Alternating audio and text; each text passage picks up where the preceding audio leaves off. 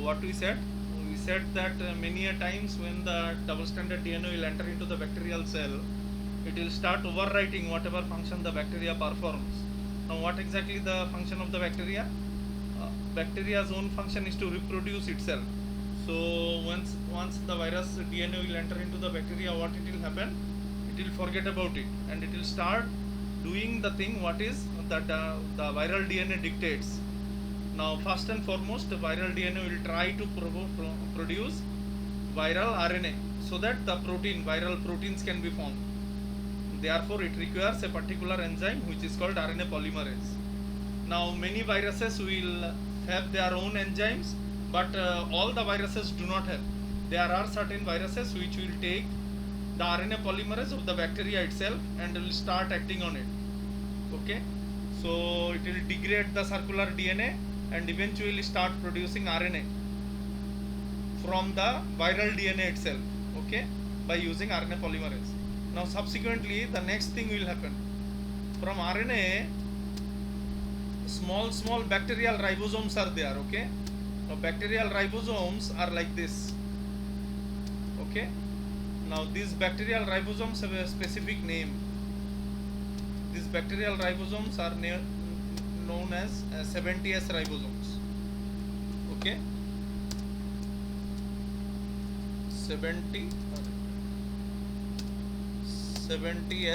ribosomes. Now these ribosomes are there in the bacteria. So after the RNA polymerase is formed, RNA is formed from the RNA polymerase. Subsequently, what will happen? The ribosomes will come and bind on the RNA. Okay. So how they will bind? They will bind like this. There are two these things of ribosomes, and it will bind, and subsequently, ultimately, what will happen? It will start producing proteins. Okay. After the binding of the ribosome to the RNA, what will happen? Protein will be formed. Now, which kind of proteins will be formed? These proteins are nothing but, okay, the proteins will be formed. Now, which kind of proteins? This kind of proteins. Now, after seeing this, you will understand which kind of proteins. Okay. So, this kind of proteins will be formed. Throughout the bacteria, it will be all proteins. Okay, which kind of proteins? Viral proteins, like this. This is the tail. Okay, this is the tail. Head, tail, spike, everything. And eventually, what will happen? The virus will, or the bacteria will get destroyed. Okay, and and what will happen? The bacteria will be degraded. Okay, and after this degradation, what will happen? All the viruses will come and it will take its own shape. Okay, so this is the new generation of the virus. We understood all these things on last class. Okay, isn't it? So this is the new generation of the virus. New generation, or F1, let's say F1 of virus. Okay, subsequently it will kill one more bacteria, and like this the lytic cycle will go on. Okay, so if we see from the beginning a little more, we will call it what exactly we were having. So what happens is the viral DNA is there, which will eventually break down into two different life cycles. One is lytic cycle, another is lysogenic cycle.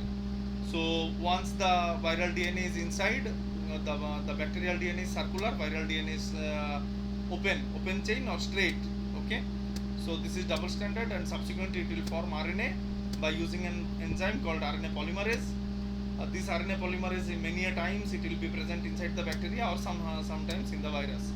So by using bacterial DNA RNA polymerase, it will start producing RNA, and subsequently the bacterial DNA will degrade. Okay, the bacterial DNA gets degraded. Now subsequently what will happen? the RNA will be bound with ribosomes. Now bacterial ribosomes are 70S ribosomes.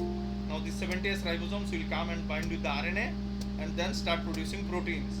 Now which kind of proteins will be formed? All virus proteins will be formed. The head, the tail and all other things.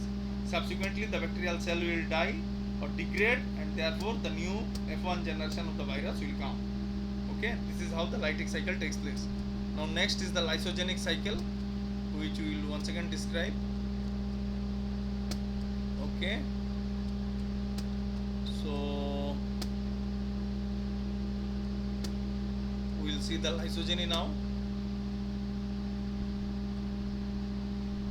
In lysogeny there is a different kind of concept. Okay, now what is that concept? The concept is which is necessary for evolution. Here no, if you can see, there is no advantage. So what exactly I am trying to say is, here you see very carefully, because in entrance and in net exams they will ask it, what is the difference, what is the phylogenetic difference between the F1 and the first generation or the parental generation. Okay, now these two may, what is the difference? The difference is there is no difference at all. This particular thing is exact Xerox copy of this particular virus, that is the parent.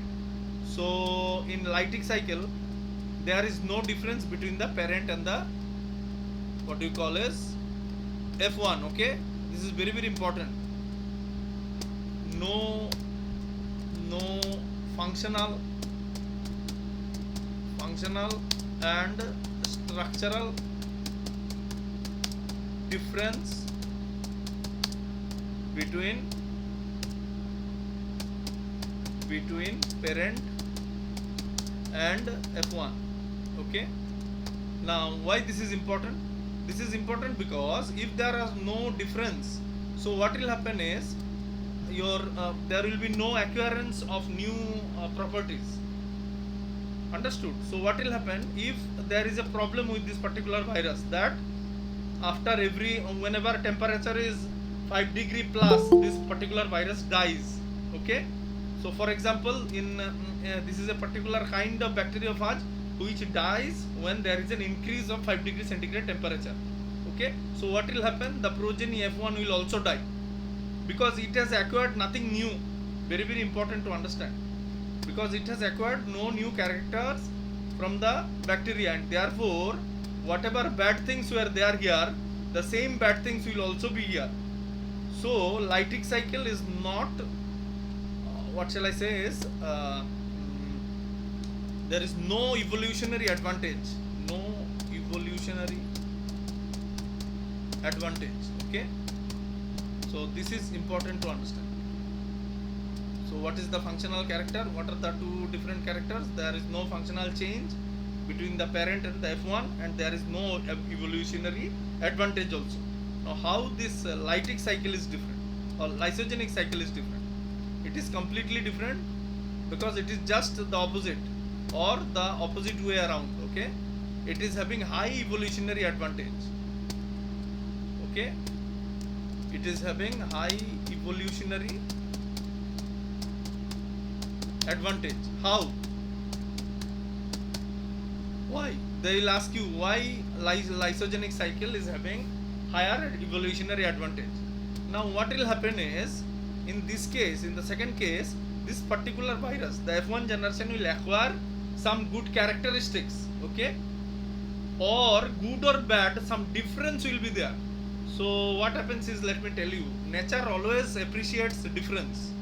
If there is no difference, what will happen? There will be homogenization. As you know, there is monoculture is not not promoted. Okay, usually in nature also monoculture is not promoted, and therefore you do not see a particular plant growing throughout the forest, isn't it? The canopies and different varieties and species are there. Why? Because nature itself goes for variety or changes. So what happens is, in lysogeny, whatever the viruses will come out, there will have some difference from that of the parent. Now it could be good or bad. If it is good enough, then it will sustain. If it is bad, it will go.